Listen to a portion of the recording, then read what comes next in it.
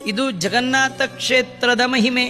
ಪುರಿ ಜಗನ್ನಾಥ ಕ್ಷೇತ್ರದಲ್ಲಿ ನೈವೇದ್ಯವನ್ನ ಯಾರು ಮುಟ್ಟಿದ್ರೂ ದೋಷ ಇಲ್ಲಂತ. ಅಲ್ಲಿ ಅಡಿಗೆ ಮಾಡುವವಳು ಯಾರಪ್ಪ ಅಂದ್ರೆ ಸ್ವಯಂ ಜಗನ್ಮಾತೆಯಾದ ಮಹಾಲಕ್ಷ್ಮಿ ತಾನು ಅಡಿಗೆ ಮಾಡ್ತಾಳಂತ. ನೀವು ನೋಡ್ಬೋದು, ಇವತ್ತು ಕೂಡ ಸಾವಿರ ಮಂದಿಗೆ ಅಲ್ಲಿ ಊಟ ಆಗತ್ತೆ. ಭಾರಿ ಆಶ್ಚರ್ಯ ಅಂದ್ರೆ ಬೆಳಗ್ಗೆ ಇವತ್ತು ಎಷ್ಟು ಜನ ಬರ್ತಾರೆ ಯಾರಿಗೂ ಗೊತ್ತಾಗೋಲ್ಲ. ಆದ್ರೆ ಅಡಿಗೆ ಎಷ್ಟಾಗಿರುತ್ತೆ ಅಂದ್ರೆ ಬಂದವ್ರಿಗೆ ಎಷ್ಟು ಬೇಕೋ ಅಷ್ಟೇ ಆಗಿರುತ್ತೆ, ಹೆಚ್ಚು ಆಗಲ್ಲ ಕಡಿಮೆನೂ ಆಗಲ್ಲ.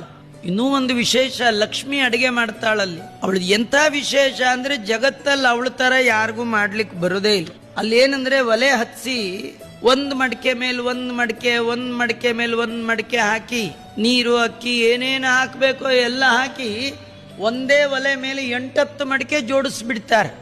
ಆಶ್ಚರ್ಯದ ಸಂಗತಿ ಅಂದ್ರೆ ಬೆಂಕಿಗೆ ಹತ್ತಿರದಲ್ಲಿರುವ ಮಡಿಕೆ ಅನ್ನ ಮೊದಲಾಗೋದೇ ಇಲ್ಲ, ಮೇಲಿರುವ ಅಕ್ಕಿ ಮೊದಲಾಗತ್ತೆ. ಇದು ಹಾಗ್ರಿ ನೀವು ಮನೇಲಿಟ್ಟು ನೋಡಿ, ಆಗೋದೇ ಇಲ್ಲ. ಹಾಗೆ ಲಕ್ಷ್ಮೀ ಸ್ಪರ್ಶ ಆದ ಜಾಗ. 10-12 ದೊಡ್ಡ ಮಡಿಕೆಗಳನ್ನ ಜೋಡಿಸಿ ಕೆಳಗೆ ಉರಿ ಹಾಕಿದ್ರೆ ಮೊದಲಿಳಿಸುವ ಅನ್ನ ಆಗಿರುತ್ತೆ. ಆಮೇಲೆ 2ನೇದು, ಆಮೇಲೆ 3ನೇದು, ಕಡೇಲಿ ಶಾಖ ತಿಂದ ಮಡಿಕೆ ಕಡೇಲನ್ನ ಆಗತ್ತೆ. ಇವತ್ತಿಗೂ ಹಾಗೆ ನಡೀತಾ ಇದೆ.